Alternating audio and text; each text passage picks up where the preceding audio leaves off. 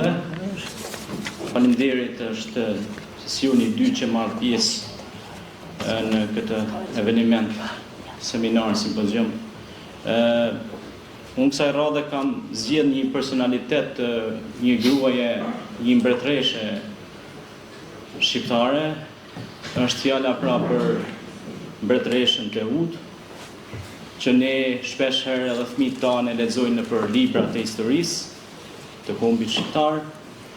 Një mbretëreshë e fuqishme, me një karakter të fortë, një mbretëreshë e cila edhe pse mbeti pa burr, ajo diti ta mbaj pushtetin edhe ta vazhdoj dhe të bëja aleanca të fuqishme ballkanike. Sigurisht se unë nuk do ta lexoj kumtesën për shkak se kumtesën do ta lexoni tek libri që do të bëhet i radhës. Dhe unë do të mundona të bëj një ecejaqje në punim që mos të zgjashim shumë me minutazhin. Sigurisht se tek shqiptarët ka zënë vend sistemi patriarkal. Dhe sigurisht se ky sistem e ka shtypur pra zërin e gruas shqiptare në përgjithësi. Dhe e ka lënë disi në hije. Dhe unë i përgëzoj të gjithë organizuesit e këtij evenimenti kaq të qelluar në këtë muaj, kaq të qelluar që është muaji i shqiptarëve, është muaji i bashkimit, është muaji i fjalës së lirë dhe është muaji i kompeticioneve të mëdha, ku të gjithë ne kemi ardhur nga një nënë e bekuar që është gruaja. Ajo grua, pra, siç ishte pra mbretëresha Teut, kishte shtrirje të madhe territoriale dhe arriti pra të forcoj ekonominë, qoftë ato edhe detare edhe toksore. Llogaritnë në atë kohë çfarë fuqie kishte shtrirja pra në kontrollin e rrugëve detare të Adriatikut, mbrojtjen e territoreve bregtetare, tregtinë me kolonitë e atëhershme në Mesdhe dhe operacione të ndryshme pra për rritjen e mirëqenies së shqiptarëve kudo që ishin nga Istri në Ambraki. Për gjithë ata që e njohin gjeografinë historike, mund t'i vendosin vizoren dhe ta shohin se ku kanë qenë shtrirë shqiptarët, pra nga Istri në Ambraki. Dhe ku jemi tani?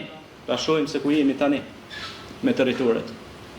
Prandaj ne me forcimin e gjuhës tonë shqipe dhe historisë së gjuhës tonë shqipe dhe personalitetit të këtyre nënave të bekuara, siç ishte edhe mbretëresha Teut, që ishte edhe nën dhe ishte një femër e guximshme shqiptare, ku përmendet nga gjithë historianët e kohës, si Herodoti, Polibi, Tukididi, e kështu me radhë, pra Apjani, po ashtu Livi, e gjithë me radhë. Mirë po ta dini një gjë, nuk ishte e lehtë të ballafaqohesh me një perandori të fuqishme të kohës siç ishte perandoria romake.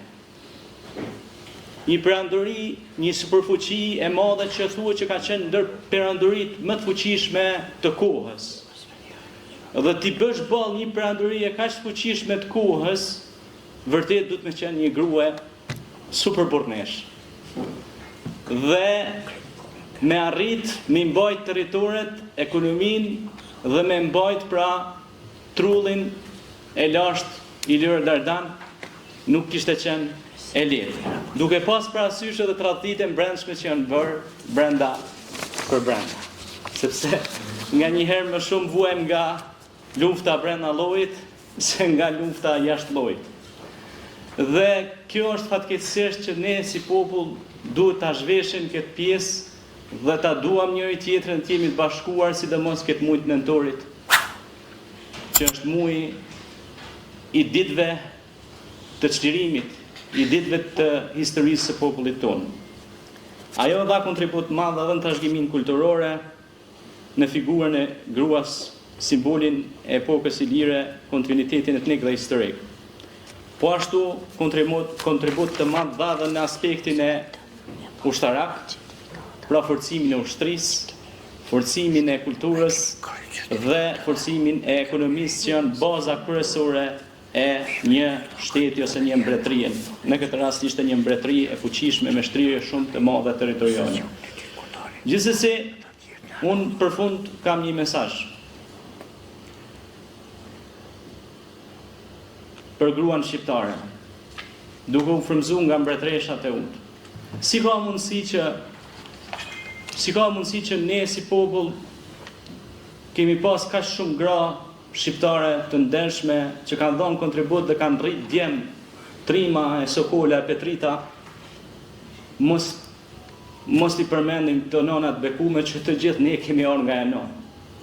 Kjo me të vërtet më lën për të dëshiruar shumë, por kërkohet përmirësim për anës tonë, sepse kemi fatkeqësisht edhe në kohët moderne një bullizim shumë të madh dhe një paragjykim shumë të madh të femrës shqiptare. Gjithsesi, këto janë tema që ne duhet t'i trajtojmë më shumë edhe nëpër televizionet tona, po edhe nëpër mediat tona kudo që janë. Faleminderit.